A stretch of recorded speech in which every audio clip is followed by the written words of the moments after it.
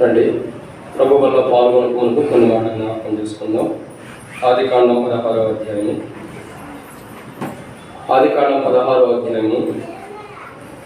13వ వచనాన్ని అందరం కలిసి చదువుదాం. ఆదికాండము 16వ అధ్యాయము 13వ వచనం అందరం కలిసి చదువుదాం. ప్రభు వల్ల పాల్గొనకు మన జీవితాలు మనం పరీక్షించుకొనబడిన వారమే, దేవుని యొక్క వాక్యం ద్వారా పరీక్షించుకొనబడిన వారమే. ప్రభు వల్ల పాల్గొందాం. రండి, ఆదికాండం 16వ అధ్యాయం 13వ వచనం అందరం కలిసి చదువుదాం. అది చూచుచున్న దేవుడవు నీవే అని పేరు తనతో మాట్లాడిన యెహోవాకు పెట్టెను. ఏలయనగా నన్ను చూచిన వాడిని ఇక్కడ చూచితిని కదా అని అనుకోని.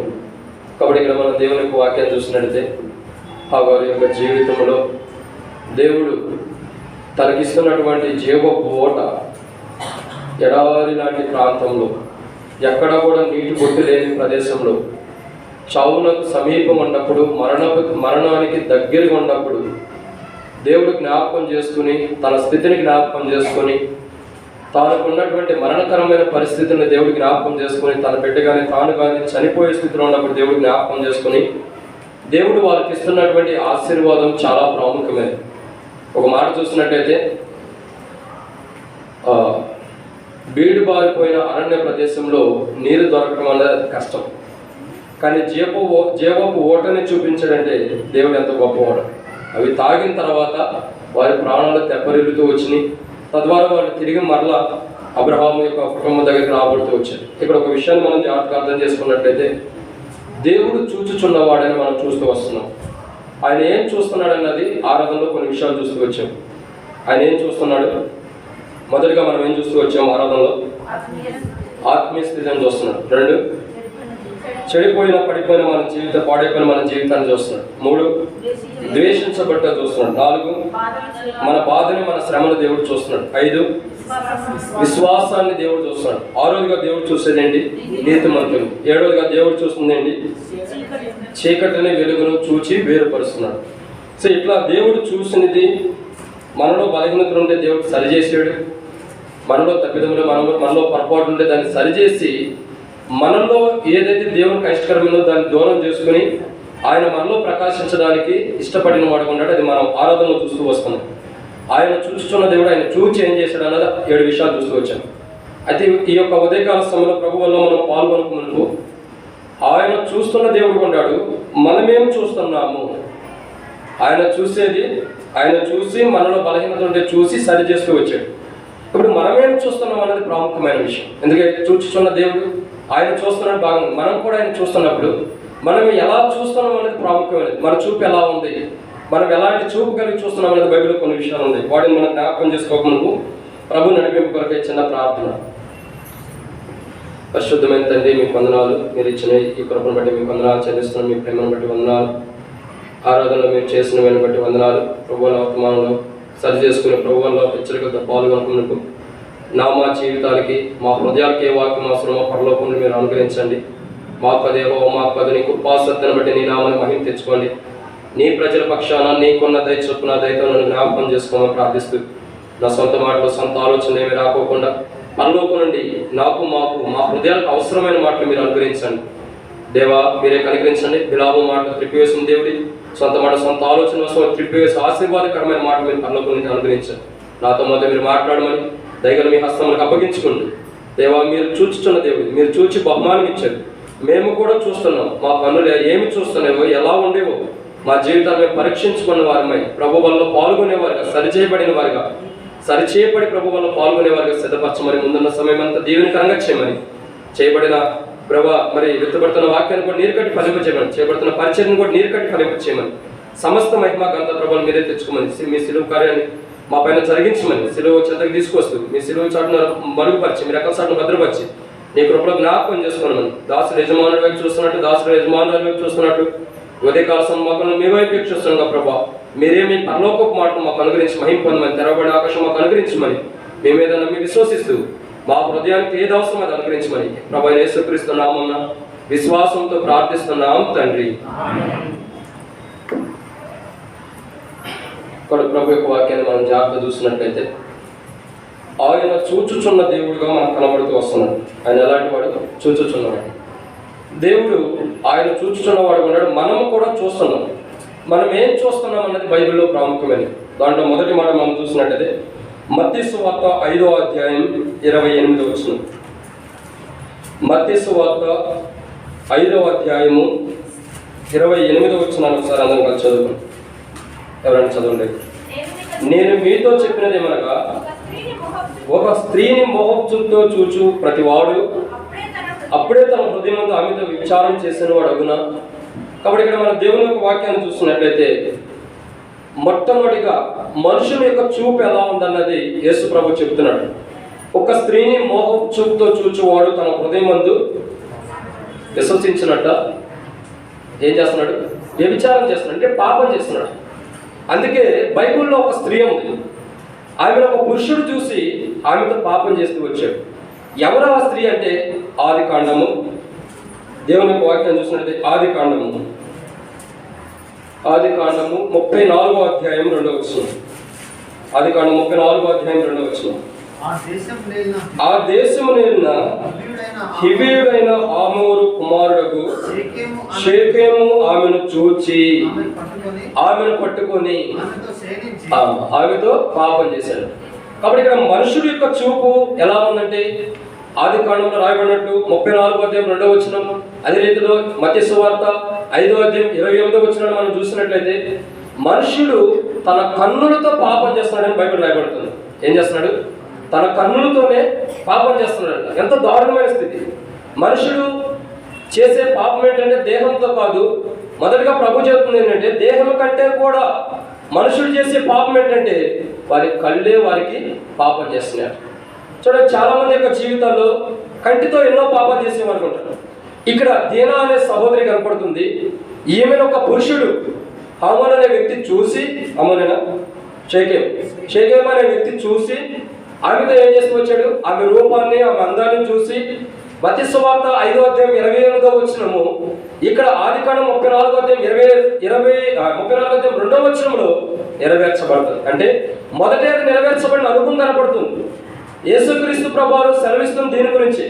ఒక స్త్రీని మోహం చూపుతో చూచువాడు, ఒక స్త్రీని మోహంతో అంటే ఒక ఆమె ఒక స్త్రీని కానీ పురుషుని కానీ మన యొక్క జీవితంలో మన కన్నులతో చూసే అందాన్ని బట్టి, మనం చూసే చూపుని బట్టి ఏం జరుగుతుందంటే హృదయంలో వ్యభిచారం చేసినట్టు అన్నాడు.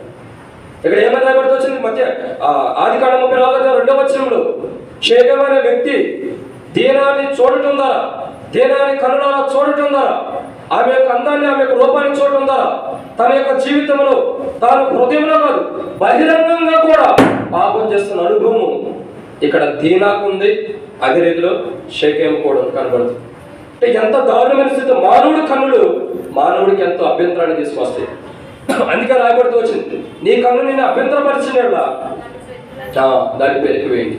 ఒకవేళ నీ చెయ్యి నిన్ను అభ్యంతరపరిచిన దాన్ని పెరిగి, నీ కాలు అభ్యంతరపరిచిన దాన్ని కూడా తీసిపోయి. ఎందుకు బైబిల్ సెలవిస్తుందంటే నువ్వు రెండు కలిగి నరకంలోకి వెళ్ళే కంటే వికలాంగుడివై ఒక్కదానితో పరలోకానికి వెళ్ళటం మంచిది. ఎందుకంటే పరలోకంలో బరువులు మోయటం ఉండదు, పరలోకంలో పనులు చేయటం ఉండదు, పరలోకంలో ఏ పనులు ఉండదు. ఎందుకు? ఇక్కడే మన ప్రయాసం. అందుకే రాయబడుతూ వచ్చింది, భక్తులు తమ ప్రయాసమును మాని తమ ప్రయాసాన్ని విడిచిపెట్టి ఈ లోకాన్ని విడిచిపెట్టి ప్రభు దగ్గరికి వెళ్తున్నారని బైబిల్ హెచ్చరిస్తుంది. కాబట్టి ప్రతి క్రైస్తవుడి యొక్క జీవితంలో, ప్రతి విశ్వాసి యొక్క జీవితంలో దేవుడు చూచుచున్నవాడు ఉన్నాడు. ఆయన చూసి మనకు ఎలా సిద్ధపరచడం మనం ఆరాధన చూస్తూ వచ్చాం. ఇప్పుడు మనం చూసే చూపు ఎలా ఉంది? మొట్టమొదటి ఇక్కడ చూసినట్లయితే ఆది కాండంలో 34వ అధ్యాయం 2వ వచనం, మత్తయి సువార్త 5వ అధ్యాయం 28వ వచనంలో రెండు కూడా ఈమెను ఉన్నాయి. మానవుడు కన్ను ద్వారా పాపాన్ని చేస్తున్నాడు. మానవుడు చూడటం ద్వారా చూపును బట్టి పాపాన్ని చేసేవాడు ఉంటాడు. ఈ ఉదయకాల సమయంలో మన కన్నులను బట్టి మనం ఎలాంటి పాపం చేసి ప్రభు వాళ్ళ దగ్గరికి వచ్చాం, ప్రభు వాళ్ళ పాల్గొంటాయి. మన కన్నులు వారమంతలో ఎన్ని పాపాలు చేసి ఉండొచ్చు, ఎంత ఘోరమైన పాపాలు మన కన్నులు మనల్ని కులిపోయేదని చేసి ఉండొచ్చు. మనం చేసిన పాపాన్ని, మన కళ్ళతో చేసిన పాపాన్ని, దాని అంతటిని కూడా మనం అలాగే పెట్టుకుని ప్రభు వాళ్ళ దగ్గరికి వచ్చి ప్రభు వాళ్ళ పాల్గొంటే మనకి తీర్పు అన్నది సంప్రాప్తి అవుతూ వస్తుంది. తీర్పు అన్నది కొనసాగించబడుతూ వచ్చింది. కానీ బైబిల్ మనకి హెచ్చరిస్తున్న మాట ఏంటంటే మన కళ్ళతో చూసినటువంటి పాపాన్ని అంతటిని కూడా ప్రభు వాళ్ళ దగ్గర ఒప్పుకోవాలి. ప్రభా, ఇదిగో నా కళ్ళతో ఇలా పాపం చేస్తూ వచ్చాను. మత్తయి సువార్త 5:28 ప్రకారం, ఆది కాండం 34వ అధ్యాయం 2 ప్రకారం నేను నా కళ్ళతో పాపాన్ని చూసి పాపం చేస్తూ వచ్చి నీ ఎదుట ఇప్పుడు ప్రభు వాళ్ళ దగ్గర నా కళ్ళతో చేసిన పాపాన్ని బట్టి దోషిగా, పాపాత్ముడుగా, ఒక పాపం చేసిన నేరస్తుడిగా ఈ సన్నిధిలో నిలబడుతూ వచ్చానని ప్రభు పాదముల దగ్గరికి వచ్చి, ప్రభు దేహం దగ్గరికి వచ్చి, ఈ దేహాన్ని చూస్తూ మనం లోకంలో ఏదైతే చూసి తప్పిపోయి పడిపోయాం పాపంలో, ఆ పాపంలో పడిపోయిన మన కళ్ళు ప్రభు దేహం, ప్రభు రక్తం దగ్గర తీసుకొచ్చి తేటగా వాటిని చూసి, ప్రభా ఈ కళ్ళ వల్ల నేను ఎంతో తప్పిపోయిన వాడకుండా దయచేసి నన్ను క్షమించు. ఈ కళ్ళ వల్ల నేను పరలోకానికి రాలేను. ఒక కన్ను అభ్యంతరం కాదు, 2 కళ్ళు అభ్యంతరపరిచినాయి. వాటి ద్వారా నేను పరలోకానికి రాలేనని బైబిల్ సెలవిస్తుంది కొత్త నిబంధన. కాబట్టి ప్రభా నా కళ్ళల్లో ఉన్న పాపాన్ని తొలగించు ప్రభు అని ప్రభు దగ్గర మనం ఒప్పుకోవాలి. ఎప్పుడైతే మన కళ్ళతో మనం చేసిన పాపాన్ని ప్రభు దగ్గర ఒప్పుకుంటామో దాన్ని క్షమించడానికి ప్రభు సిద్ధంగా ఉంటాడు. కాబట్టి మానవుని కళ్ళు మొదటగా దేన్ని చూస్తున్నాయి అంటే పాపాన్ని చూస్తుంది. రెండోదిగా మానవుని యొక్క కళ్ళు ఏం చేస్తున్నాయి? రండి దేవుని యొక్క వాక్యాన్ని మనం చూస్తున్నట్టయితే ఆదికాండం 3వ అధ్యాయం 6వ వచనం. ఆదికాండం 3వ అధ్యాయం 6వ వచనం.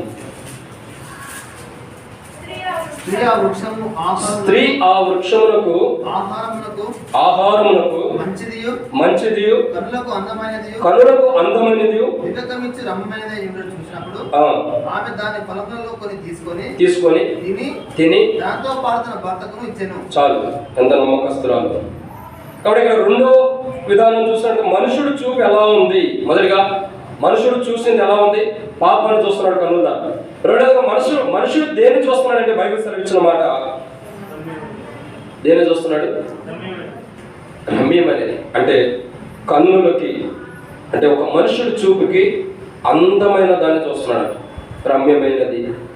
మన కన్నులకి అందమైనదిగా కనబడేది ఎలాంటిదంటే అదేం చేస్తుంది? మనల్ని దేవుని ఆజ్ఞని మీరే స్థితిలోకి తీసుకెళ్ళిపోతుంది.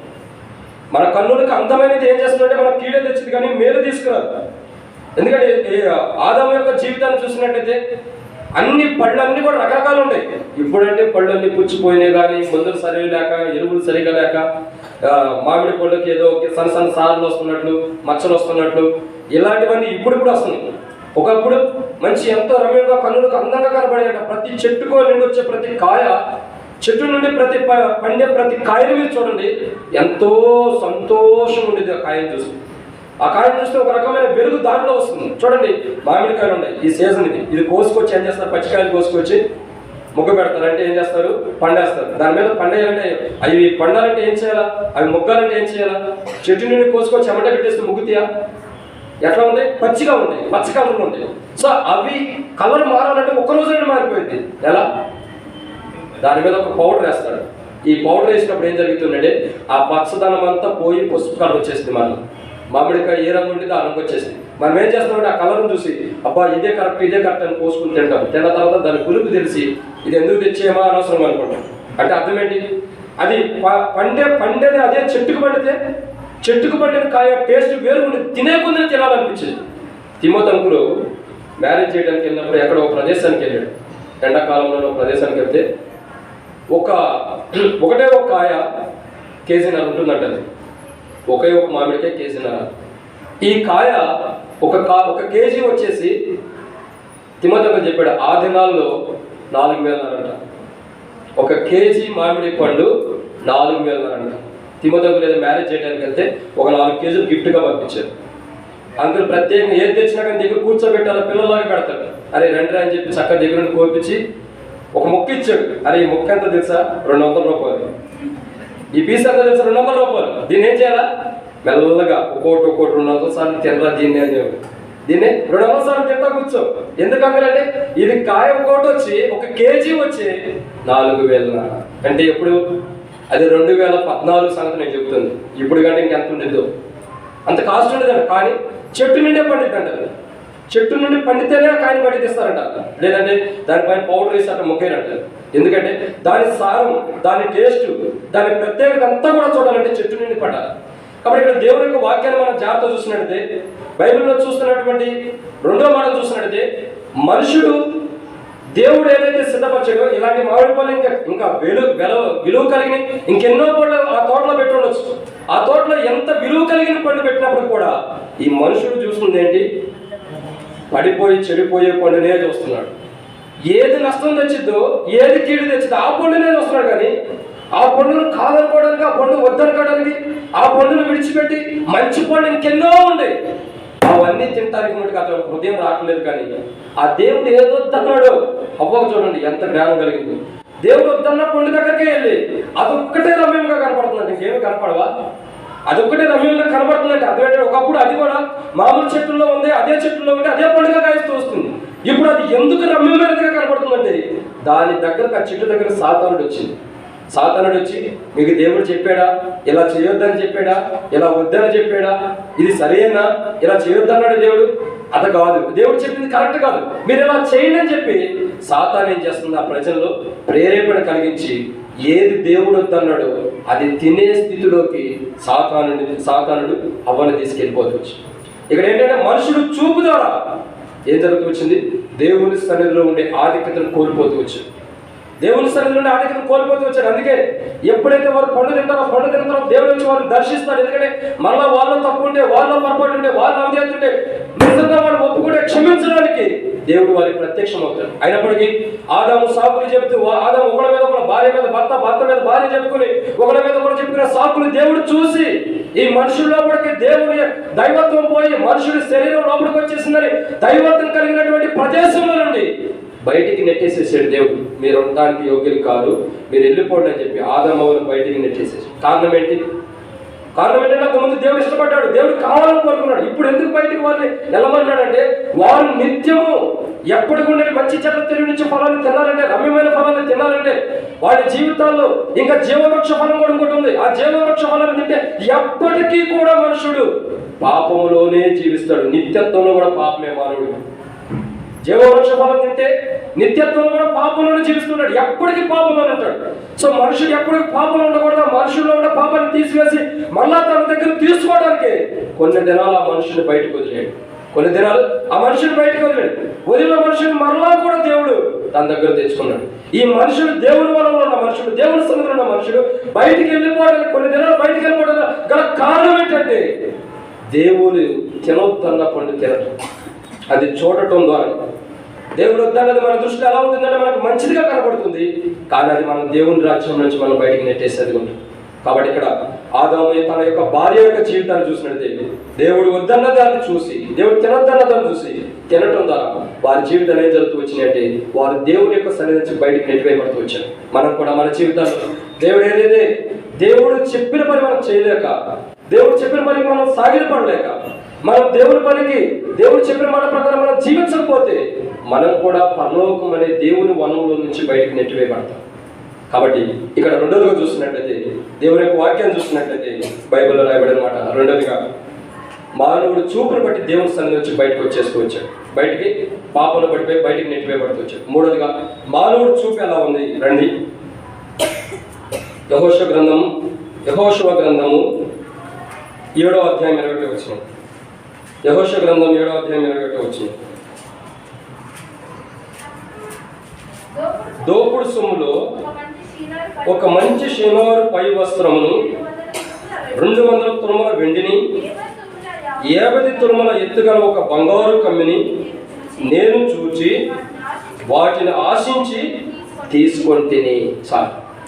కాబట్టి ఇక్కడ మనం చూస్తున్న మూడో మాట, మానవుడు చూస్తుంది ఏంటి? మొదటిగా కన్నులతో పాపం చేస్తున్నాడు. రెండోదిగా రమ్యమైన దాన్ని చూసి ఆశించడం ద్వారా దేవుని సన్నిధి నుంచి బయటకు వెళ్ళబడుతున్నాడు. మూడోదిగా మానవుడు చూస్తుంది ఏంటంటే మంచి వస్త్రాన్ని, బంగారాన్ని చూస్తున్నాడు.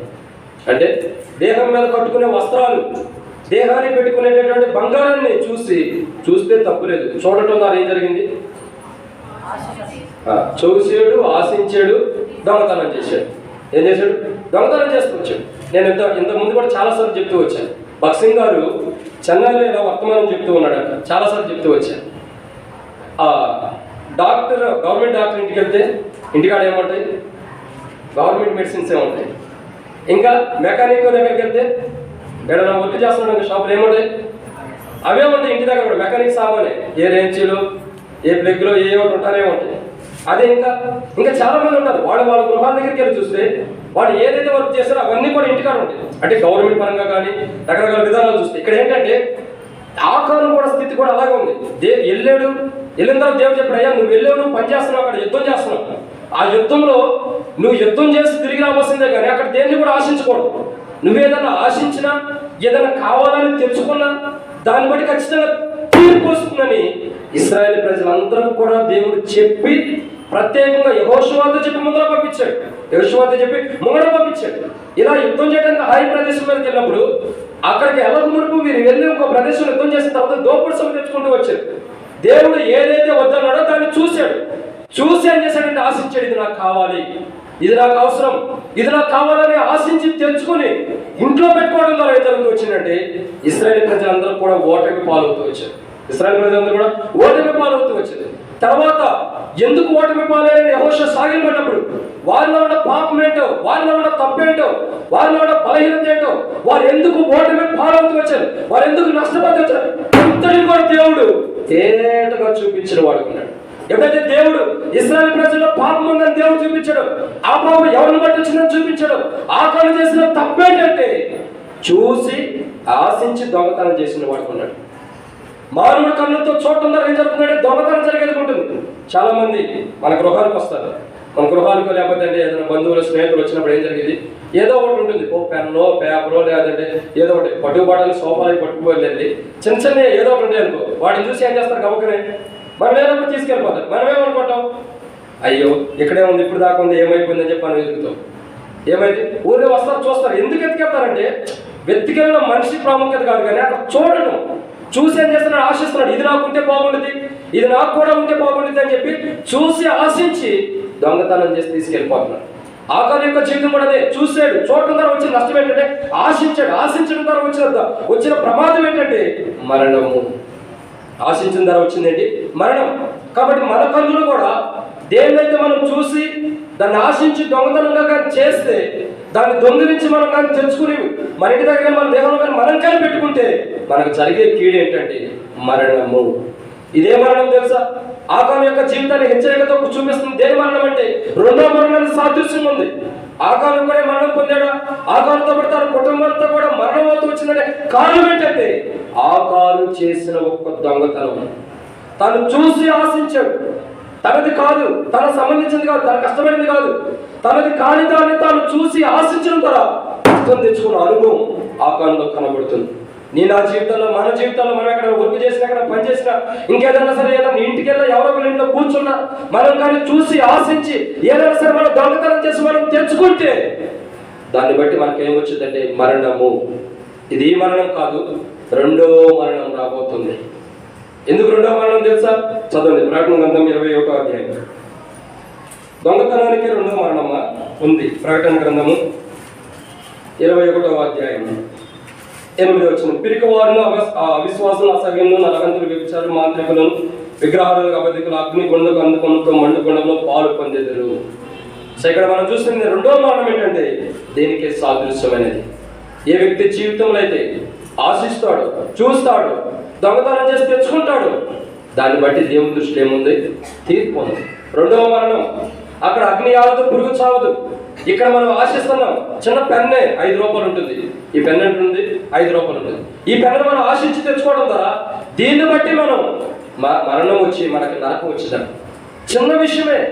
అతి స్వల్పమైన చిన్న విషయాలు బట్టి మనకు రెండో మరణం వస్తుందని బైబిల్ హెచ్చరిస్తుంది. అందుకే ప్రతి విషయంలో కూడా మనం నమ్మకస్తులుగా, ప్రతి విషయంలో కూడా మనకు దేవుడు అప్పగించినటువంటి ప్రతి దాన్ని నమ్మకస్తులుగా కొనసాగించడమే ఒక నిజమైన క్రైస్తవుడి యొక్క విశ్వాస జీవితం. ఆకాను యొక్క జీవితం అలా లేదు. ఆకాను ఎలా ఉన్నాడంటే, ఆకాను యొక్క జీవితం కనబడుతున్న మార్గం ఏంటంటే ఆకాను తన కన్నులతో చూడటం ద్వారా దొంగతనం చేశాడు. చేసిన దొంగతనాన్ని బట్టి తన కుటుంబం అంతటా కూడా మరణం వచ్చింది.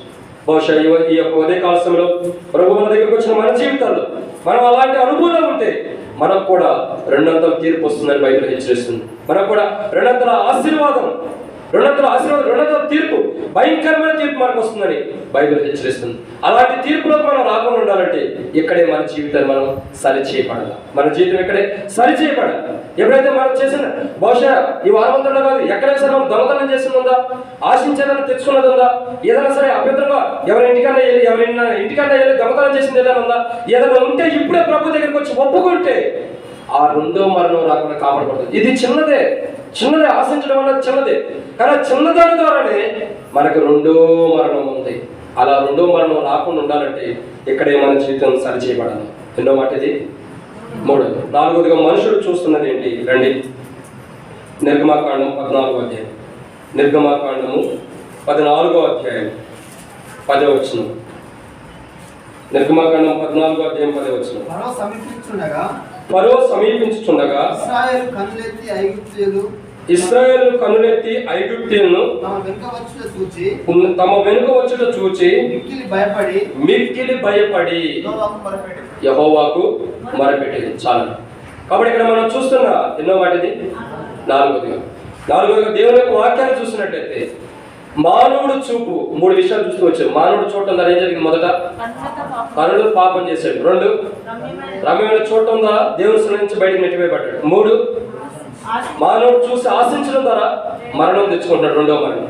4వదిగా చూసినట్టే మానవుడు చూపు ద్వారా ఏం జరుగుతుందంటే ఇక్కడ రాయబడిన మాట నిర్గమాకాండం 14వ అధ్యాయం 10వ వచనంలో ఐగుప్తులను చూసి ఏం చేస్తున్నారు ఇశ్రాయేలు ప్రజలు?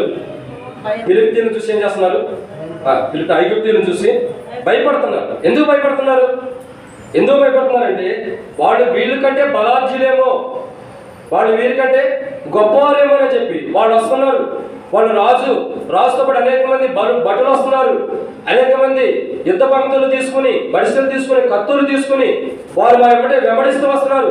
మమ్మల్ని చంపేస్తారేమో, మమ్మల్ని లోపల నుంచి తీసివేస్తారేమో, మాకు ఐగుప్తులో సమాధులు లేవా, మేము ఐగుప్తులో చనిపోలేమా, ఐగుప్తులో మేము ఉండలేమా, మమ్మల్ని ఇక్కడ చంపడానికి తీసుకొస్తున్నామని మోషే మీద తిరగబడక మునుపు వారి జీవితాలు ఎలా ఉంది అంటే ఐగుప్తుని చూసి భయపడుతున్నారు.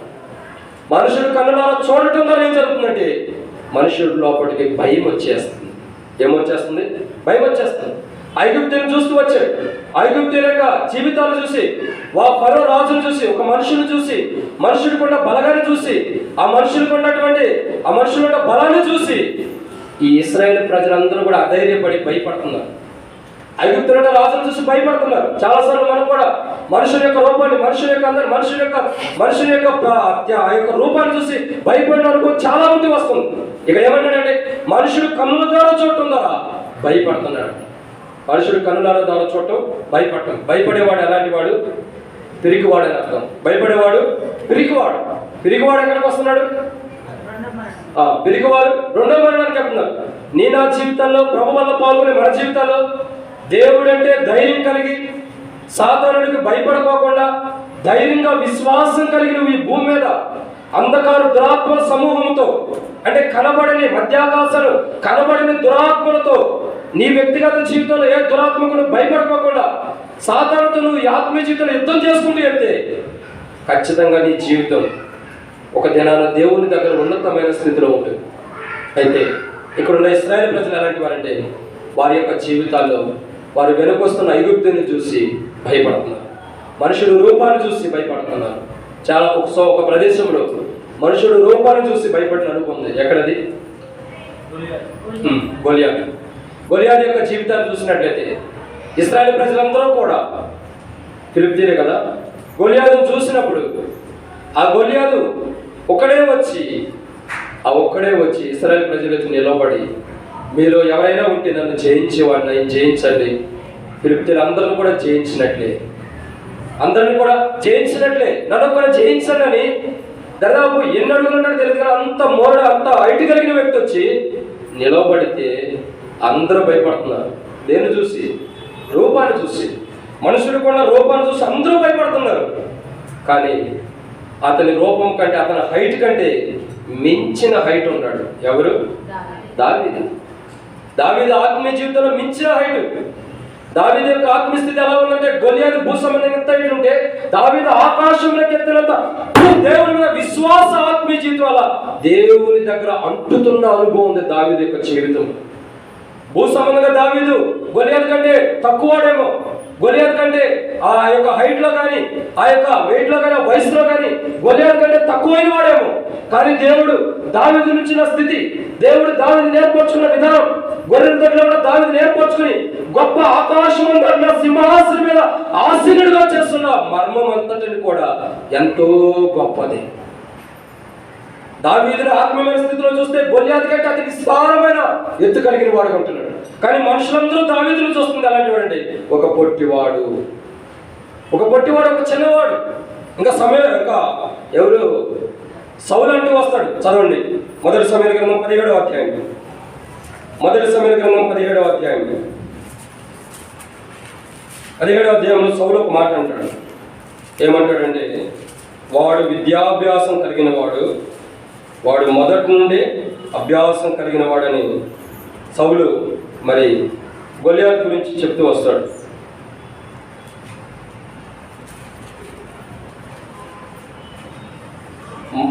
మొదటి సమూయేలు గ్రంథం 17వ అధ్యాయం 33వ వచనం. సౌలు, ఈ ఫిలిష్తీయుని ఎదుర్కొని వారితో పోట్లాడటకు నీకు బలము చాలదు, నీవు బాలుడవు, వాడు బాల్యం నుండి విద్యాభ్యాసం చేసిన వాడని దావీదుతో అని. చూడండి, ఒక రాజు దేవుని ద్వారా ఏర్పరచబడి అభిషేకించబడిన వాడు, బెన్యామీను గోత్రం అంటే ఎన్నిక లేని గోత్రంలో నుంచి ఎన్నుకోబడిన వాడు. దేవుడు ఎన్నిక లేని గోత్రం నుంచి ఎన్నుకున్నాడు, ఒక మంచి రాజుగా పెట్టాడంటే ఇంకేదైనా చేయగలడన్న నిశ్చయత ఆ రాజులో ఉన్నారు. కానీ ఆ రాజు ఎలా ఉంటాడంటే అవిశ్వాసంగా అపనమ్మకంతో ఉంది. దావీదుతో అంటాడు, అయ్యా వాడు చూస్తే 6 అడుగుల పైనే ఉంటాడు, నువ్వు చూస్తే 4 అడుగులు కూడా లేవు, నువ్వే ఎలా యుద్ధం చేస్తావు, వాడితో నువ్వెలా ఎదుర్కొంటావు, వాని ఎదుట నువ్వు కుక్కలాగా ఉంటావు, నువ్వు ఎలా యుద్ధం చేయగలుగుతావు? వాడు విద్యాభ్యాసం, బాల్యం నుండి విద్యాభ్యాసం కలిగిన వాడు, అంటే పుట్టుకతోనే విద్యాభ్యాసం, అంటే పుట్టుకతోనే యుద్ధం ఎలా చేయడం నేర్చుకుని వచ్చిన వాడు, చిన్నతనం నుండి అనుభవం కలిగినాడు, వాడితో నీకు సమానమా? సౌలు అంటే దావీదు నవ్వుతాడు. దావీదుకి నేను అనుకుంటే నిజంగా నవ్వు వచ్చే ఉండింది. ఈ సౌలు కూడా పిచ్చోడేనేమో, ఆ గొల్లియాతు కంటే నిజమైన పిచ్చోడేమో ఈ సౌలు. ఈయనకి దేవుని బలం కూడా తెలిసినట్లేదు, నేను చెప్పాలా అని కింద అంటాడు 27వ వచనంలో, సింహపు యొక్క బలం నుండి ఎలుగుబంటి యొక్క బలము నుండి నన్ను రక్షించి యెహోవా ఈ ఫిలిష్తీయుని చేతుల నుండి నన్ను విడిపించనని చెప్పినందుకు సౌలు, పొమ్ము, అది బుద్ధి వచ్చిన తర్వాత చెబుతున్నాడు, ఇక గోపు నువ్వు. అప్పటిదాకా అంటున్నా ఏమన్నాడు? అప్పటిదాకా అయ్యా వాడు విద్యాభ్యాసం కలిగిన వాడు, బలం కలిగిన వాడు, బలాఢ్యుడు, వాడి దగ్గర నువ్వు వెళ్తాం దేనికి, నువ్వు యుద్ధం చేయలేమంటే అప్పటికి కూడా దేవుని యొక్క బలము, దేవుని యొక్క ఔన్నత్యము, దేవుని యొక్క ఆయనలో ఉన్నటువంటి బలం ఎలాంటిది అన్నది, ఆయన ఎంత యుద్ధశూరుడు అన్నది సౌలు తెలుసుకోలేకపోయాడు. అందుకే సౌలు తన కత్తి మీద పడి చనిపోయాడు. దావీదు ఒక మాట అంటాడు, యెహోవా నా బలము, నా కోట, కీర్తన గ్రంథం 18వ అధ్యాయంలో దావీదు అంటాడు, ఆయన నా కోట, నా బలం ఆయనే. ఎంత దృఢ నిశ్చయత చెబుతున్నాడు చూడండి. అప్పటికి దావీదు రాజవుల అయినప్పుడే చెబుతున్నాడు, నా దేవుడే నాకు బలం, నా దేవుడే నాకు ఆయుష్, నా దేవుడే నాకు సమస్తం, నా కోట, నా బలం సమస్తం నా దేవుడే, నన్ను కాపాడేవాడు నా కోటగా ఉండి నా దేవుడే, నాకు బలమైన వాడు కూడా నా దేవుడే. ఎంత దృఢ నిశ్చయత చెప్తున్నాడు. కానీ సౌలు అలా చెప్పలేకపోతున్నాడు. అందుకే సౌలు యొక్క జీవితం, రాజు అలాంటి వాడు అంటే యుద్ధం వచ్చిన అవసరం అయితే మొట్టమొదటి ఉండాల్సింది రాజు ప్రాణం పెట్టడానికి. కానీ ఆ రాజే వెనకడుగు వేస్తున్నాడు. ఏమంటాడు తెలుసా? ఇంతమంది చూస్తూ వచ్చి ఎవడైనా సరే వెళ్ళి వాడిని జయిస్తే నా కూతుర్ని ఇస్తానంటాడు, నా కూతుర్నిచ్చి పెళ్లి చేస్తానంటే ఎంత దారుణమైన స్థితిలో రాజు వెళ్ళిపోతూ వచ్చాడు. అయినను దావీదు సౌలు యొక్క కూతురు కొరకు లేదా వాడిని జయించిన మంచి పేరు కోసమో మంచి ఘనత కోసమో యుద్ధం చేయాలి. దావీదు ఎందుకు యుద్ధం చేశాడు? ఇశ్రాయేల్ ప్రజలు ఓడిపోతున్నారని యుద్ధం చేశాడా? ఇశ్రాయేల్ ప్రజలకు అవమానం వస్తుందని యుద్ధం చేశాడా? లేదా సౌలు యొక్క కుమార్తెను చేసుకోవడానికి యుద్ధం చేశాడా? మంచి పేరు కోసం 1000 కొద్ది 10,000 కొద్ది అని గణపరచబడడానికి యుద్ధం చేశాడా? కాదు, దేవుని నామాన్ని అవమానకరంగా మాట్లాడినందుకు యుద్ధం చేశాడు. యుద్ధం చేయడం ద్వారా ఎదురుంట గొల్లియాతుకి భయపడలేదు, యుద్ధం చేశాడు. కాబట్టి ధైర్యంగా చిన్న రాయితో కొట్టి గొల్లియాతు యొక్క కత్తి తీసుకుని గొల్లియాతునే నరికాడు. బైబిల్ ఎక్కడ కూడా దావీదు తన సొంత కత్తి పట్టినట్టు ఎక్కడా లేదు. మీరు చూసుకోండి, దావీదు ఎక్కడ కూడా తన సొంత కత్తి తయారు చేసుకుని యుద్ధం చేసినట్లేదు. ఎవరెవరు కత్తి తీసుకోవడం వాడినే నరికేసాడు, వెళ్ళిపోవడం దావీదు ఉద్దేశం. కాబట్టి దావీదు ఇక్కడ మన కాన్సెప్ట్ అర్థం చేసుకోవాల్సింది ఏంటంటే, ఫిలిష్తీయుడు గొల్లియాతు ఎంత గొప్పవాడైనా వాడిని చూసి దావీదు భయపడలా. ఎవరిని చూసి ధైర్యం తెచ్చుకున్నాడు? తమ దేవుడైన యెహోవాను బట్టి. ఆయన నా కోట, ఆ గొల్లియాతు నాలో ప్రవేశించలేడు, గొల్లియాతు నా దగ్గరికి రాలేడు, ఆయన కోటగా ఉండి నాకు చుట్టూ ప్రాకారాలు ఉన్నాడు. నా బలం ఆయనే, నా కోటగా నాకు అండగా ఉన్నాడు. నేను వాడిని జయించాలంటే నాకు బలమంతా కూడా నా దేవుడే. కాబట్టి నా దేవుడు నాకు బలం ఇవ్వగలడని దేవుని మీద ఆధారపడి సౌలుకు బుద్ధి చెప్పి మొంగడి కంఠం ద్వారా యుద్ధం చేసి గెలిచాడు. అప్పుడు అంటారు, దావీదుగా సౌలుకు 1000 కొలది, దావీదుకు 10,000 కొలది అని ఆరాధిస్తున్నారు, గణపరుస్తున్నారు దావీదుని. కారణం ఏంటి? దేవుని ఆజ్ఞని, దేవుని తిట్టినందుకు సున్నత లేని ఫిలిష్తీయుడికి బుద్ధి చెప్తూ వచ్చాడు. అంటే గొలియాతు ఎంత గొప్పవాడైనా దేవుని బట్టి ధైర్యం తెచ్చుకున్నాడు, భయపడతల్లా. గొలియాతుని బట్టి భయపడతల్లా. ఇశ్రాయేల్ ప్రజలందరూ ఇంక్లూడింగ్ రాష్ట్రం కూడా అందరూ భయపడిన వారే. ఒక్క దావీదు ఒక్కడు ఇశ్రాయేల్ ప్రజల్లో దేవుని బట్టి ధైర్యం తెచ్చుకుని ముందరికి వెళ్ళాడు. అందుకే ఈ ఒక్క చిన్న మాటను బట్టి, ఈ చిన్న యొక్క యుద్ధాన్ని బట్టి యోధా గోత్రం నిలబడుతూ వచ్చింది. ఈ చిన్న యొక్క యుద్ధమే, ఈ చిన్న యుద్ధాన్ని బట్టి యోధా గోత్రం నిలబడిందంటే, దావీదు యొక్క గోత్రం నిలబడిందంటే ఇదే మొదటి కారణం. ఈ యుద్ధమే. ఈ యుద్ధం ఇశ్రాయేల్ ప్రజలు 12 గోత్రంలో ఎవరో చనిపోయారు. ఎవరు కూడా ముందరకు వచ్చి, ఎవరు కూడా తినడానికో లేదా ఇంకో దానికి ముందుకు వచ్చిన వారు ఇప్పుడు రావాలనిపోతున్నారు. ఇప్పుడు యుద్ధం చేసే సమయంలో అందరూ వెనక్కి వెళ్ళిపోతున్నారు. దావీదు ఒక్కడు మటుకి నా గోత్రం దేవుని ఎదుట నిలబడి దాని నిశ్చయత దావీదుకు ఉంది కాబట్టి ముందరికి వెళ్ళాడు.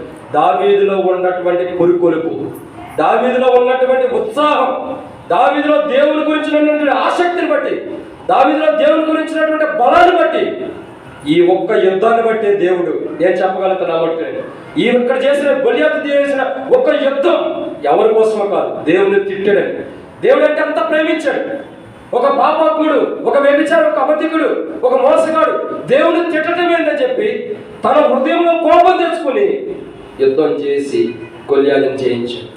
దేవుని తిట్టితేనే ఓర్చుకోలేకపోతే వచ్చాడనే దావీదుకి దేవుడు, అబ్బా ఇంత మంచి దాసుడు నాకు కావాలి, ఇతని గోత్రం ఎల్లకాలం ఉండాలని దావీదుతో వాగ్దానం చేస్తాడు. అయ్యా దావీదా, నీ గోత్రికుడు ఖచ్చితంగా నా సింహాసనం మీద ఎప్పటికీ ఉంటాడని చెప్పి దేవుడు వాగ్దానం చేశాడు. ఎందుకు వాగ్దానం చేశాడంటే, దేవుడిని ఎదుటి వ్యక్తి తిట్టినప్పుడు ఓర్చుకోవాలి. తనని తిట్టినట్టే ఫీల్ అయిపోయాడు. చాలాసార్లు మనం ఏం చేస్తామంటే, ఎక్కడికైనా స్వార్థ చెప్పినకి వెళ్ళినప్పుడు, వీరు దేవుడు అట్టంటాడు ఎట్టంటాడు అంటే, సర్లే బ్రదర్ ఓకేనని మనం వచ్చేస్తాం. అంటే మనం పోట్లాడమని మనం అంటున్నా, యుద్ధం చేయమని మనం అంటున్నా. మనం ఏం చేస్తామంటే, మనం సమర్థించుకొని ఇంకేదైనా మాట్లాడితే మనం కొడతారేమోనని మనం వచ్చేస్తాం. కానీ దావీదు కొడతారు కాదు, సావటానికి సిద్ధపడి ముందరికి వెళ్ళాడు. కానీ దేవుడు కాపాడుతాడు నిశ్చయితం. కారణం ఏంటంటే, దావీదు యొక్క జీవితంలో ఇది మనం చూస్తున్నటువంటి మాట. ఇశ్రాయేల్ ప్రజలు కూడా ఐగుప్తులను చూసి, ఐగుప్తుల ప్రజలు చూసి భయపడుతున్నారు. కానీ వారిలో దావీదు అనుకోలేదు. అందుకే వారి 11 గోత్రాలు కూడా దేవుని దృష్టిలో లెక్కలేని స్థితిలో ఉంటుంది. కానీ దావీదు యొక్క గోత్రం మాత్రమే లెక్కించబడింది, ఉన్నతమైన స్థితిలో. అందుకే దేవుడు మిగతా 11 గోత్రాల్లో నుంచి యేసు ప్రభువుని తీసుకురావడానికి ఇష్టపడలేదు. కేవలం 11 గోత్రాలను దేవుడు చూసినప్పుడు, ఏ గోత్రంలో నుంచి బయటికి తీసుకురావాలి యేసు ప్రభువుని దేవుడు చూసినప్పుడు, దావీదు యొక్క గోత్రం మాత్రమే పర్ఫెక్ట్ గా కనబడుతూ వచ్చింది. మిగతా గోత్రాలన్నీ కూడా బలహీనతలు, పొరపాట్లు. అందుకే దావీదు యొక్క వారసుడిగా బైబిల్ రాబడుతున్న మత్తయి సువార్త మొదటి వచనంలో అబ్రహాము కుమారుడైన దావీదు కుమారుడైన యేసుక్రీస్తు వంశావళి. అందుకే దావీదు యొక్క కుమారుడు, దావీదు వేరు చిగురుగా దేవుడు దావీదు యొక్క సింహాసనం మీద దావీదుతో పాటు యేసు ప్రభువును కూర్చోబెట్టాడంటే అర్థం ఏంటంటే, ఇదే కారణం. దావీదు చేసిన గొలియాతు చేసిన యుద్ధాన్ని బట్టి పరలోకంలో కూడా కనపడుతుంది. ప్రకటన గ్రంథంలో కనపడుతుంది. ఏంటంటే, ఒక పెట్టి కానీ ఏదో ఒకటి ఉంటుంది, అది ముయ్యబడి ఉంటుంది. దాని తాళం చెవులు తీయగలిగిన వాడు ఎవడో లేడు. యోహాను ఏడుస్తుంటాడు, అయ్యా ఈ తాళం చెవులు తీసేవాడు ఎవడో లేడా, యోగ్యమైన వాడు ఎవడో లేడంటే, దోతల కొండవారు శ్రమిస్తూ వస్తారు. ఇదిగో దావీదు యొక్క వేరు చిగురు, ఆ యొక్క పెట్టిన దాన్ని ఓపెన్ చేయడానికి యోగ్యమైన వాడుగా, అర్హత పొందినవాడుగా, యోగ్యత పొందినవాడు, దావీదు యొక్క వేరు చిగురైన వాడు ఉంటాడని దేవుడు పరలోకములో కూడా దావీదు పేరు రచిస్తున్నాడంటే, పరలోకంలో కూడా దేవుడు దావీదు పేరు ప్రకటిస్తున్నాడంటే, దావీదుని దేవుడు ఎంత ఎక్కువగా ప్రేమించాడో చూడండి. అదే రీతిలో దావీదు కూడా దేవుని ప్రేమించిన విధానం, అంటే మనుషుడు ఎవ్వరికి దావీదు భయపడుకోకుండా దేవునికి మాత్రమే భయపడ్డాడు. కాబట్టి దావీదు యొక్క గోత్రం నుంచి దేవుడు యేసు ప్రభువుని తీసుకొచ్చాడు. మరి మన జీవితాలు ఎలా ఉంటాయి?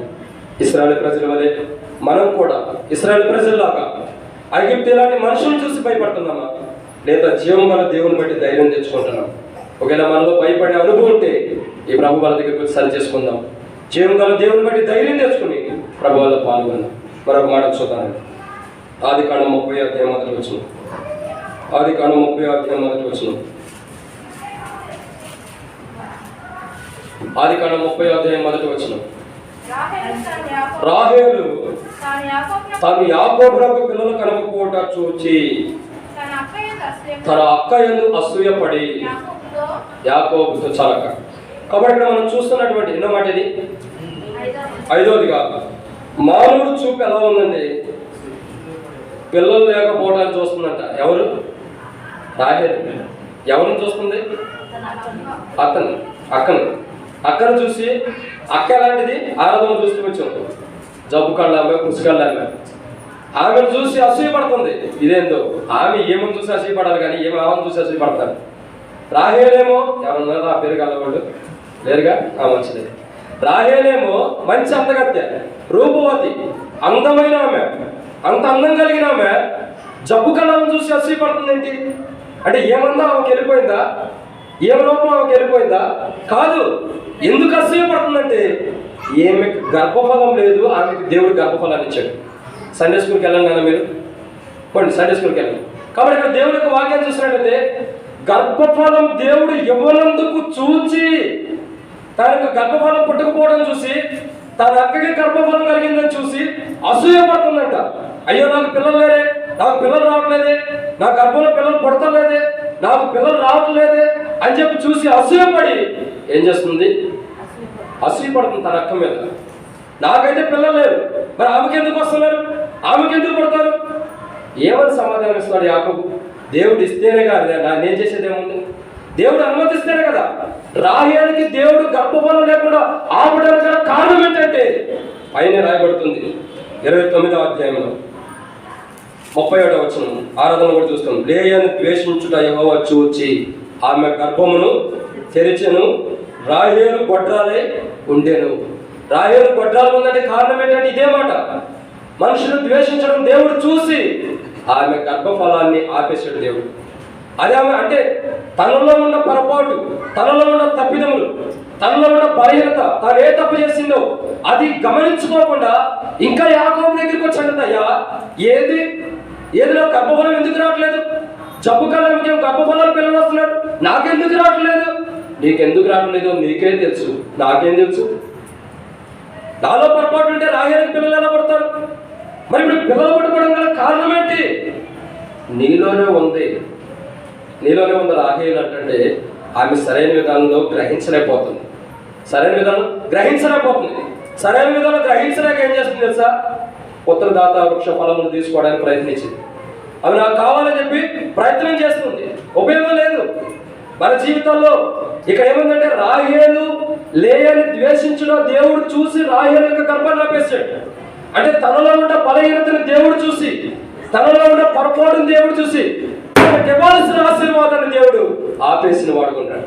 తనకు రావాల్సిన బహుమానం, తనకు రావాల్సినటువంటి ఆశీర్వాదాలన్నింటి ఆపేసి తనకి నిందలు, అవమానాలు, దుఃఖాలు దేవుడు తీసుకొస్తున్నటువంటి కారణం ఏంటంటే రాహేలులో ఉన్న బలహీనత, తనలో ఉన్న పొరపాటు తాను ఒప్పుకోవడానికి ఇష్టపడుతుందా, తనలో ఉన్న పొరపాటు తాను చూసుకోలేకపోతుంది. అందుకే బైబిల్లో రాబడుతూ వచ్చింది, నీ కంటిలో ఉన్న దూలాన్ని తీసుకుని ఎదురు కంటిలో ఉన్న వాడు నడుచుని తీవ్ర బైబిల్ హెచ్చరిస్తుంది.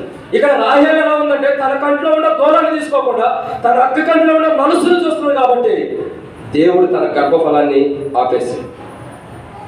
అంటే ఫలించేది లేదు, ఇంకా ఆమె ఫలభరితమైన జీవితం లేదు, ఆభిప్రాయపడుతూ వచ్చిందనే కారణం ఏంటంటే తనలో ఉన్న బలహీనత. మనం కూడా ఆత్మీయంగా ఎదగలేక, ఆత్మీయమైన పిల్లలు మనం కనలేక, దైవికమైన పిల్లలు మనం కనలేకపోతున్నామంటే బహుశా మనలో కూడా దేశించే అనుభవం ఉందేమో. మనలో కూడా ఏదో ఒక బలహీనత, ఏదో ఒక పొరపాటు ఉండబట్టే దేవుడు మనకి ఆత్మీయమైనటువంటి ఫలాలు, ఆత్మీయమైనటువంటి బిడ్డలు, సంఘము, ఎల్షదే సంఘం ఆత్మీయంగా పిల్లల్ని, ఆత్మీయ దైవికమైన పిల్లల క్రమంలో కొత్తగా నూతనమైన బిడ్డలకి జన్మలేకపోతుందనే కారణం ఏంటంటే కేవలం మనలో ఉన్న ద్వేషత్వం, మనలో ఉన్న పొరపాటు, మనలో ఉన్న అవిధేయత, మనలో మనం పెట్టుకుని మనం ఎదుటి వ్యక్తిని చూసి అసూయపడితే దేవుడు కూడా మనం చూసి నవ్వుతాడు. ఎందుకు? నీలో ఉన్న బలహీనత అట్టాగే పెట్టుకుని నువ్వు అసూయపడితే అది కరెక్టేనని దేవుడు నవ్వుతాడు. సో నన్ను బట్టి కానీ మనల్ని బట్టి దేవుడు నవ్వుకోకుండా ఉండాలంటే మనం చూపన్నది దేవుడి వైపే చూడాలి, మనం మనుషుల వైపు చూడకూడదు. ఇక్కడ లేయా తన అక్కను చూస్తుంది, దేవుని వైపు చూడటం. దేవుడు ఇస్తాడేమోలే, కొన్ని నాలో బలహీనతలు ఉండే, నాలో పొరపాట్లు ఉండేలే, అన్నలాగా నేను కూడా అసూయ కలిగి ఉండనేమో, అయితే నాలో పొరపాట్లు ఉండేమో, నేను కూడా ప్రార్థన చేస్తా, అన్నవాళ్ళే నేను కూడా మొరపెడతా, దేవుడు నాకు గర్భఫలం ఇస్తాడేమోనని అలాంటి నిశ్చయిత అన్నాకు ఉంది. కానీ ఈమెకి లేదు. ఈమెకి లేదు. రాహేలు చూడాల్సిన ఎవరి వైపు? దేవుని వైపు. చూస్తుంది ఎవరి వైపు? తన అక్క వైపు.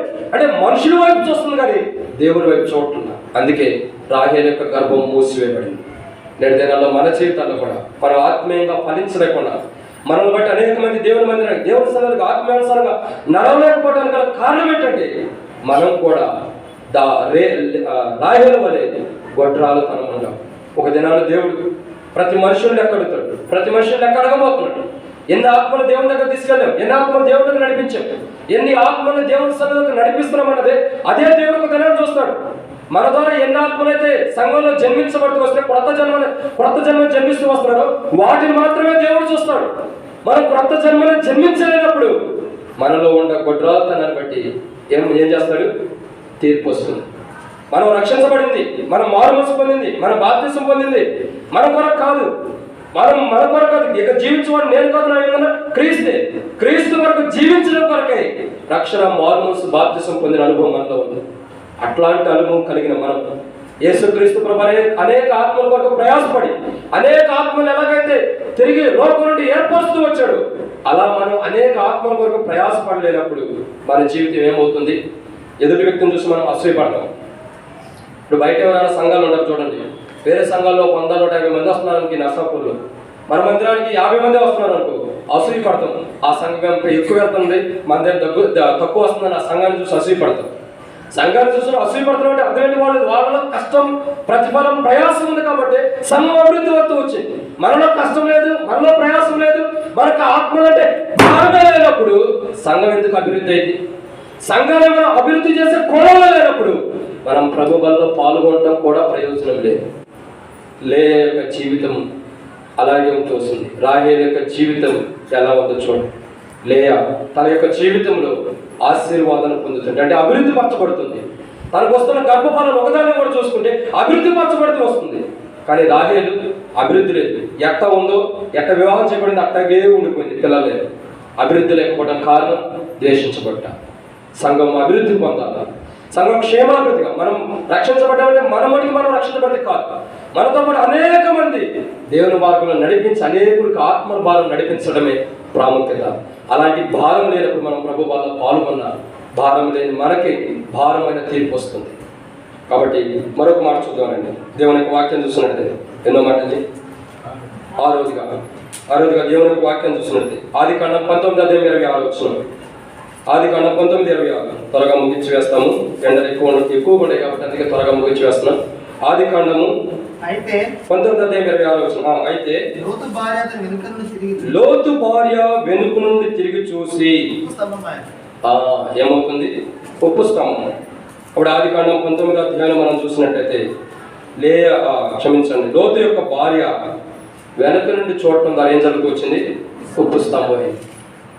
చూడండి, మన జీవితాల్లో మనం కూడా వెనుకున్నవి ఏవైతే మర్చిపోయామో వాటి వైపు మరలా వెనక్కి తిరిగి, అంటే పాపం నుండి బయటకు వచ్చాం, లోకం నుండి బయటకు వచ్చాం, మోసకరమైన జీవితాన్ని నుంచి బయటకు వచ్చేసాం. మరలా అదే జీవితాన్ని వెనక్కి తిరిగి చూసుకుంటే ఏం జరుగుతుంది? మనం కూడా లోతు యొక్క భార్య వలె ఉప్పు స్తంభం అయిపోతాం. ఇక్కడ ఉప్పు స్తంభాలు కాదు. ఒక దినాన్ని కనబడితే ఉప్పు స్తంభం, బంగారం స్తంభం అన్నది. మేలిమి బంగారంతో ఉప్పు దాని ఒక దినం కనబడిపోతూ ఉంటుంది. కాబట్టి ఇక్కడ బైబిల్ ఏమైనా సర్విస్తుందంటే దేవుని యొక్క వాక్యాన్ని చూస్తున్నట్లయితే ప్రేమనే దేవుని బిడ్డారా, లోతు యొక్క భార్య వెనక్కి తిరిగి చూస్తుంది. తను చూపే వెనక వైపు ఉండదు. చూడండి, దేవుడు చెప్పాడు, అయ్యా లోతు నువ్వు వెనక్కి తిరిగి చూడొద్దు, నువ్వు పరిగెట్టుకుంటూ వెళ్ళిపో. నువ్వు ఎక్కడికైతే అక్కడికి నువ్వు వెళ్ళేంత వరకు కూడా నీకు నీ కుటుంబానికి ఇంత రవ్వంతా కూడా ఉగ్రత అన్నది నీకు నీ కుటుంబం మీద రాదు. నువ్వు వెళ్ళిపో. నువ్వు వెనక తిరిగి చూడకు. నువ్వు నీ కుటుంబం ముందరికి ఎంత దూరం వెళ్తారో నువ్వు వెనక చూడొద్దు. వెనక చూస్తే కష్టం. నీ విశ్వాస జీవితంలో, నీ యాత్ర జీవితంలో, నీ ఆత్మీయ జీవితంలో నువ్వు వెనక తిరిగి ఉండవద్దు. నువ్వు ముంగడిగా వెళ్ళిపో. ఎన్ని పరిస్థితులు ఎదురైనా నువ్వు వెనకున్న వాటిని చూడొద్దని దేవుడు స్పష్టంగా లోతుతో చెప్తే లోతు ఏం చేస్తున్నాడు? బాగానే వెళ్తున్నాడు. కానీ లోతు భార్య, అయ్యో నేను ఇల్లు మర్చిపోయిచ్చానే, ఇంట్లో బంగారం మర్చిపోయిచ్చానే, ఇంట్లో మంచి బిర్యానీ చేసుకుని అది మర్చిపోయిచ్చానే, అది కాలిపోతుందా ఉందా అని వెనక్కి తిరిగి చూసింది. ఈలోపు ఏమైపోయింది? దాన్ని చూసేటప్పుడు ఏమైపోయింది? ఉండదు కదా పోయింది. కారణం ఏంటి? ఏదో ఉంది వెనక. దేవుని ఉగ్రత ఎలా ఉంది? అందుకే బైబిల్ రాబట్టి వచ్చింది, ఏ మనుషుడు మోషేతో అన్నాడు, మోషే ఏ మనుషుడు నన్ను చూసి బ్రతికిన వాడు లేడు, బ్రతకలేడు. దేవుని యొక్క భయంకరమైన ఉగ్రతను కూడా చూసి ఏ మనుషుడు బ్రతకలేడు, తాను వాడు లేడు. అంత భయంకరమైన ఉగ్రత దేవుడు భూమి మీదకి కుమ్మరిస్తుంటే లోతు భార్య ఒక్కసారి ఉగ్రత ఎలా ఉందో చూద్దాం. ఒకవేళ చరిత్రలో నేను చెప్తే రాసుకుంటారేమో నా గురించి, ఎక్కడుందో చూద్దామని వెనక దిగింది. చరిత్రలోనే మిగిలిపోయింది. అత్తయ్య చరిత్రలో రాద్దామని చూసింది, చరిత్రలోనే మిగిలిపోతూ వచ్చింది.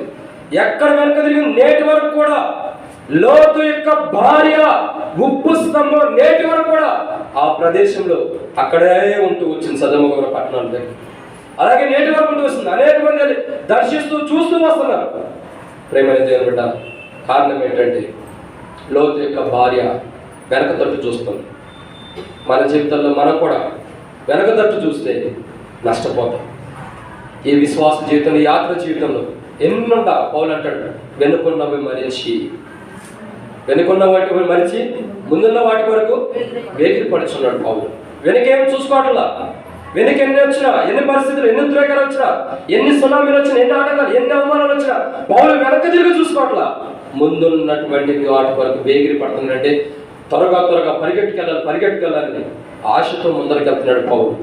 వెనక ఏం జరిగినా మర్చిపోతున్నాడు. కానీ లోతు భార్య అలా కాదు, వెనుకున్న వాటిని చూస్తుంది కాబట్టే లోతు భార్య ఉప్పుస్తాము. కనీసం తిరిగి లోతు వెనక కూడా తిరిగి చూసుకోవట్లా. నా భార్య వస్తుందా రావట్లేదా, అయ్యో నా భార్య ఏమైపోయింది, ఇంత అందం కలిగింది నా భార్య, ఇంత రూపం కలిగింది నా భార్య, ఏమైపోయింది వెనక్కి తిరిగి కూడా చూసుకోవట్లేదు. లోతు పోతే పోయింది, దరిద్రం పోయినట్టు ఉందని చెప్పి ముందర పరిగెట్టుకు వెళ్తున్నాడు. భార్య పోయిన వాడికి ఏం దొరికినట్టు? భార్య దొరికిన వాడికి మేలు. ఇప్పుడైతే భార్య పోయిన వాడికి, భార్య విడిచిపెట్టి వెళ్ళిపోతే మేలు దొరికినట్టే. చక్కగా ఎంజాయ్ చేసుకుంటూ ఉండమే. మన జీవితాలు అలా ఉంటాయి. కానీ లోతు భార్య ఉప్పు స్తంభమైన లోతు మట్టి చూడట్ల. ఎందుకు? దేవుడు చెప్పాడు వెనక తిరిగి చూడొద్దు అన్నాడు. లోతు దేవుని ఆజ్ఞకి లోబడ్డాడు. లోతు ఆదాము వలె ఉండకోకుండా లోతు దేవుని ఆజ్ఞకు లోబడ్డాడు. కాబట్టి తన భార్య కాలిపోతున్నప్పుడు కూడా లోతు వెనక తిరిగి చూడట్ల. ఒక క్రైస్తవుడు, ఒక విశ్వాస యొక్క జీవితంలో, ఈ యాత్ర జీవితంలో యాత్రికుడిగా ఎల్షద్దాయిలో ఉన్న నీలా జీవితాల్లో మనం ప్రతి బలహీనతను బట్టి, ప్రతి పొరపాట్లు, ప్రతి అవిధేతను బట్టి, ప్రతి దాన్ని బట్టి కూడా వెనక్కి తిరిగి ఒక్కసారి మరలా చూసుకుంటూ వస్తే మనం కూడా ఒక దినాన ఉప్పు స్తంభంలాగే మిగిలిపోతాం. మనలో జీవం ఉండదు. ఏమైంది? ఉప్పు స్తంభంలాగా మిగిలిపోతూ ఉంటాం. ప్రభు వాళ్ళ దగ్గరికి వస్తున్నాం. మనం వెనుకున్న వాటిని చూస్తున్నామా? వెనుకున్న వాటిని మరిచిపోతున్నామా? ఇప్పటి వరకు, నిన్నటి దిన వరకు, ఈ గడి వరకు ఏం జరిగిందో దాన్ని ఎప్పటికప్పుడే ఒక క్షణం గడిచకుండా దాన్ని మరిచిపోవాలి. అది మరిచిపోయే అనుభవం మనందరికీ అవసరం. బైబిల్ ఏమంటుందంటే, పౌలు అంటాడు, వెనుకున్న వాటిని మరిచి, నా వెనక ఏం జరుగుతుందో, నా వెనక ఎలా ఉన్నాయో, నా వెనక ఎలాంటి పరిస్థితులు ఉన్నాయో వాటన్నిటిని నేను మరిచిపోయి, నాకున్న ముందున్న నా గురి ఒకటే. నాకు దేవుడు ఇచ్చిన వాగ్దానం, దేవుడు నన్ను చేయమన్న పని, దేవుడు నాకు ఇచ్చినటువంటి పురికొల్పు, దేవుడు ఏదైతే చేయమని నెరవేర్చేంత వరకు కూడా ముందరికి జరుగుతూనే వెళ్తా. వెనక్కి చూడాల్సినంత అవసరం లేదని పౌలు తనకు దేవుడు సెలవిచ్చిన దాని వరకు ముందరికి వెళ్ళిపోతున్నాడు. కానీ పౌలు ఎక్కడా కూడా వెనక్కి తిరిగి చూసుకోవాలి. మన యొక్క జీవితాల్లో, మన విశ్వాస యాత్ర జీవితాల్లో మనం కూడా ముందున్న వాటి కొరకు వేగిరిపడి వెళ్ళలే, కానీ వెనకున్న వాటిని చూసుకోకూడదు. ఎప్పుడైతే వెనక తట్టు మనం చూసుకుంటామో మన ఆత్మీయ జీవితం అప్పుడే పునాది పడిపోయిందని అర్థం చేసుకో. చూడండి, చాలామంది అంటారు, ఎన్నోసార్లు ఇంటికి వచ్చినాం, మంచి నమ్మకస్తులు ఏం చేస్తారు, ముందర పంపించి వెనకాల గోతులు దిగుతారంట. ఏం చేస్తారు? గోతులు. మనకి ఎప్పుడు తెలిసింది? అది మనం వెనక్కి తిరిగితే మనం పడిపోతే తెలిసింది. అది మనం పడిపోకుండా ముందరకు వెళ్ళిపోతూ ఉంటే ఆ గొయ్య తెలియదు, ఆ పడతం ఉండదు. కాబట్టి ఇక్కడ విశ్వాస జీవితం ఏంటంటే వెనక్కి తిరిగి చూడకూడదు. ఒక్క అడుగులో వెనక్కేసామంటే ఖచ్చితంగా పడిపోతాం, బ్యాలెన్స్ తగ్గిపోతాం. వెనక పడకూడదు. ఈ ఆత్మీయ జీవితం, విశ్వాస జీవితం ఏంటంటే ఎన్ని అడుగులు వచ్చినా ఒక్కొక్కడికి ముందరకు వేసుకుంటేనే వెళ్ళాలి, కానీ వెనక్కి తిరగకూడదు. ఎప్పుడైతే మనం వెనక్కి ఒక అడుగు వేస్తామో ఆత్మీయ జీవితంలో, విశ్వాస జీవితంలో వెనక్కి ఒక అడుగు వేస్తే ఇక మనం కూడా వెనక్కి తిరిగితే లోతు భార్యలకు ఉప్పుస్తంభం అయిపోతాం.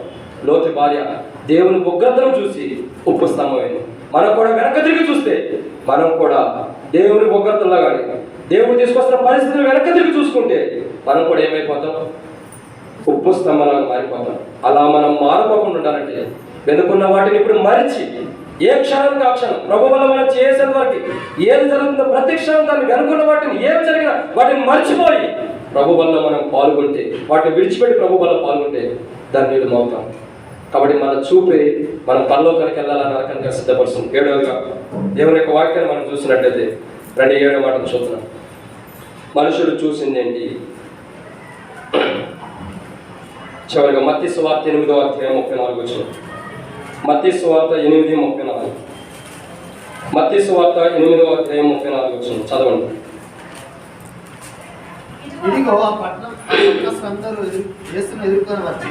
ఇదిగో ఆ పట్టణస్థులందరూ యేసును ఎదుర్కొని వచ్చి గమనించండి, ఆయనను చూచి తమ ప్రాంతమును విడిచి ఎంత కఠినమైన మాట. యేసు ప్రభు వారేమో అందరికీ స్వస్థతలు ఇవ్వడానికి, అందరిని ఒక క్రమంలో పెట్టడానికి, అందరిని ఒక మంచి మార్గంలో పెట్టడానికి, దేవుని మార్గం పరలోక రాజ్యం అంటే ఏంటో, పరలోక రాజ్యంలో ఏముంటాయో, పరలోక రాజ్యానికి మనుషులు ఎలా వెళ్ళాలో, వెళ్ళలేని మార్గంని పరలోక రాజ్యానికి ఎలా నడిపించాలని దేవుడు పరలోకం నుండి నరావతారికి లోకానికి వస్తే మనం ఎవరైనా సరే మన దగ్గరికి యేసు ప్రభు వస్తుంటే రాణిస్తామో వద్దంటాము? రాణిస్తామా? ఎందుకు? మంచి జరిగిందనా? మంచిదైతే రాణిస్తాం ఖచ్చితంగా. కానీ ఇక్కడ ప్రదేశంలో ఉన్నవారు ప్రభు నాటిని రానిటానికి ఇష్టపడతల్లా. యేసు ప్రభు వారి గ్రామంలోకి వచ్చి సువార్త చేయడానికి కానీ, వారిలో ఉన్న బలహీనత తీసివేయడానికి కానీ, వారిని సరైన క్రమంలో పెట్టడానికి కానీ, వారిని మంచి మార్గంలో పెట్టడానికి కానీ యేసు ప్రభు ఆ పట్టణంలోకి వెళ్తుంటే ఆ పట్టణస్తులు ఏమన్నారంటే, మా గ్రామంలోకి రావద్దు. ఎవరు ఎక్కడ ఉన్నారు? యేసు ప్రభుని చూచి, యేసు ప్రభుని చూసామన్నారు, మా పట్టణంలోకి నువ్వు రావద్దు, నువ్వు మా పట్టణం నుంచి వెళ్ళిపో, మా పట్టణంలో నువ్వు ఉండొద్దు, నీ వల్ల మా పట్టణానికి నష్టం వచ్చిందేమో, నీ వల్ల మా పట్టణానికి కీడు వచ్చిందేమో, నీ వల్ల మా పట్టణానికి ఏదైనా హాని వచ్చిందేమో, నీ వల్ల మా పట్టణానికి ఏదైనా నష్టం వచ్చిందేమో, నువ్వు మా పట్టణంలోకి వద్దు, వెళ్ళిపోండి అని చెప్పి పంపించేస్తున్నారు యేసు ప్రభు. ఏం చేస్తున్నారు? పంపించేస్తున్నారు. వారి పట్టణంలో యేసు ప్రభుని రావడానికి ఇష్టపడుతున్నా, యేసు ప్రభు వారి పట్టణంలో అడుగు పెడతానికి, యేసు ప్రభు వారి పట్టణంలోకి వారిలోకి వచ్చి, వారి కుటుంబాల్లోకి వచ్చి, వారిలో ఉన్న బలహీనతలు, పొరపాట్లు, అవిధేయతలు తీసివేయడానికి వారు ఇష్టపడుతున్నా. వారు ఏం చేస్తున్నారు? యేసు ప్రభుని రానిపోకుండా అడ్డగిస్తున్నారు. వీళ్ళు ఇక్కడే అడ్డగించారు. ఇప్పుడు మనం ఏం చేస్తున్నామంటే సువార్త ప్రకటిస్తే ఒక్కొక్క గ్రామానికి వెళ్తే మొదటే వాడు రెడీగా ఉంటారు, మా గ్రామంలోకి రావద్దని అడ్డగిస్తారు. ఈ దినాల్లో అడ్డగింపు కాదు, 2000 సంవత్సరాల క్రితమే అడ్డగించబడుతూ వచ్చింది ఇవంతా కూడా. యేసు ప్రభుకే సైతమే మా గ్రామంలోకి రావద్దు, మా గ్రామంలో సువార్త ప్రకటించదు, మా గ్రామంలో దేవుని వాక్యం చెప్పదు, మా గ్రామంలోకి అసలు అడిగే పెట్టొద్దు అని చెప్పి వెళ్ళిపోమన్నారు. ఆ దినాల్లో 2000 సంవత్సరాల క్రితం యేసు ప్రభుని వెళ్ళిపోమన్నారు. ఇప్పుడు మనం వెళ్ళిపోమంటే మరి దానికేమో మనమే బాధపడవసరం లేదు. ఎందుకు? మనకంటే ముందు ఆయన వెళ్ళిపోయాడు. దీంట్లో కూడా ఆయన ముందు ఉన్నాడు, మనకంటే ముందు దీంట్లో కూడా ఆయనే ముందు ఉన్నాడు. తిట్టించుకునే దాంట్లో, అవమానించుకునే దాంట్లో, గాయపరచబడిన దాంట్లో, రక్తం చిందించే దాంట్లో, కొట్టబడిన అనుభవం, చివరికి గ్రామం నుంచి వెళ్ళమన్న అనుభవం కూడా మనకంటే ముందు ఆయనే ఉంటాడు. మనం ఎక్కడ ముందులేదు, మన ఛాయిస్ ఎక్కడే ఉంటుంది. ఒకే ఒక దాంట్లో మనం ముందుంటాం. దేంట్లో? ఆయన వెనకొట్టాడు, మనం ముందుంటాం. దాంట్లో దేంట్లో? చెప్పంగా ఎంత నమ్మకం. పాప విషయంలో మనం ముందు ఉంటాం, ఆయన దూరం ఉంటాడు. మంచి విషయంలో మనం దూరం ఉంటాం, ఆయన దగ్గర ఉంటాడు. మనకి ఆయనకి అంత వ్యత్యాసం. అందుకే అక్కడ ఉన్న పట్టణంలో ప్రజలు యేసు ప్రభు నువ్వు రావద్దు, దయచేసి మా గ్రామానికి రావద్దు, మా ఇంటికి రావద్దు, మా ఇంట్లో ఉండొద్దు, నువ్వు వెళ్ళిపో, ఇక్కడి నుంచి వెళ్ళిపో అని చెప్పి పంపించేస్తున్నారు యేసు ప్రభు. ఎంత దారుణమైన స్థితి. వారి దగ్గరకు వచ్చి వాళ్ళు అద్భుతం చేయడం, వాళ్ళు ఆశ్చర్యకారం చేయడం, వాళ్ళ దగ్గరకు వచ్చి వారిలో ఉన్న బలహీనత తీసివేయడం యేసు ప్రభు వారి హృదయాల దగ్గరకు వస్తుంటే, హృదయం దగ్గరకు వచ్చినప్పుడు వారి ఇంటి ఊరు గడప దగ్గరే ఉంది, మీరు మా ఊర్లోకి రావద్దు, మీరు మా ఊర్లోకి, మా ఇంట్లోకి, మా కుటుంబంలోకి రావద్దు, వెళ్ళిపోవాలి, బయటికి నెట్టేస్తున్నారంటే ఎంత దారుణమైన స్థితి, ఎంత దారుణమైన స్థితి ఉందో చూడండి ప్రజల్లో. వీళ్ళెవరు? యేసు ప్రభు రావద్దంటున్న ప్రజలు ఎవరు? దేవుని ద్వారా సృష్టించబడిన వారుగా, దేవుని ద్వారా నియమించబడిన వారుగా.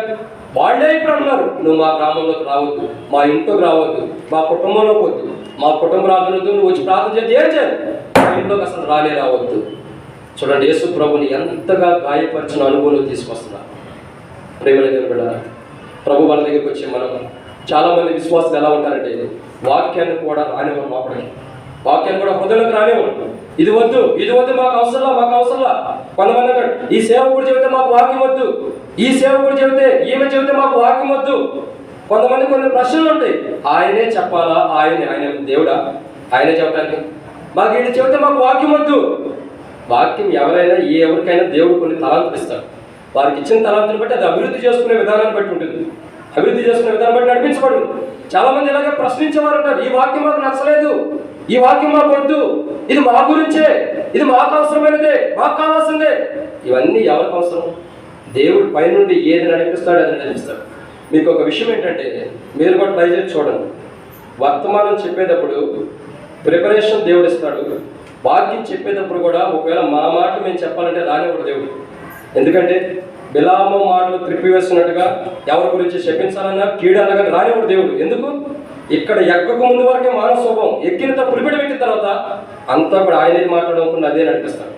చాలా మంది విశ్వాసం ఏంటంటే ఆ మాటలు గ్రహించలేక, నేను చాలాసార్లు ఇంటికి వచ్చాను, సేవకుడి నా గురించి వాక్యం చెప్పాడు, నా కోసమే చెప్పాడు, నన్ను గురించే చెప్పాడు. ఎవరికి సమయం ఉంది నీ గురించి చెప్పడానికి? నీ గురించి ప్రార్థన చేయడానికి సమయం అయిపోతుంది, లేక నీ గురించి ఆలోచించడానికి. ఇక్కడ కూడా అదే పరిస్థితి ఉండవు ప్రజలు. ఇది కేవలం యేసు ప్రభు అంటాడు, నువ్వు మా దగ్గర రావద్దు, నీ బోధ మాకొద్దు, నీ వాక్యం మాకొద్దు, అసలు నువ్వే మాకొద్దు, నువ్వే వెళ్ళిపో ఇక్కడి నుంచి అని చెప్పి పంపించేయడానికి సిద్ధంగా ఉండాలి. యేసు ప్రభు వారి ముఖాలు చూసి అనుకుని ఉంటాడు నిస్సహాయ స్థితిలో, ఎంత దౌర్భాగ్యులో మీరు, ఎంత పిచ్చివారు మీరు, సర్వసత్యం మీ దగ్గరకు వస్తున్నప్పుడు గ్రహించలేకపోతున్నారని యేసు ప్రభు కూడా బహుశా వారి గురించి బాధపడి ఉండొచ్చు. ప్రేమ దేవుడా, ప్రభు వల్ల పాల్గొంటున్న మన జీవితాలు ఒక్కసారి మనం పరీక్షించుకుందాం. మనం యేసు ప్రభు మన హృదయం దగ్గరకు వస్తుంటే, మనలో ఉండే బలహీనత పొరపాటు ఉంటే వాటి నిమిత్తం మన దగ్గరకు వస్తుంటే, మనం యేసు ప్రభుని మనం లోపలికి రానివ్వడానికి ఒప్పుకుంటున్నామా? మనలో ఉన్న బలహీనతలు ఆయన మనల్ని చూసినప్పుడు మన దగ్గరికి ఎందుకు వస్తాడంటే మనల్ని వేరుపరచడానికి, చీకటిని వెలుగును తీసివేసి వేరుగా చేయడానికి వస్తాడు.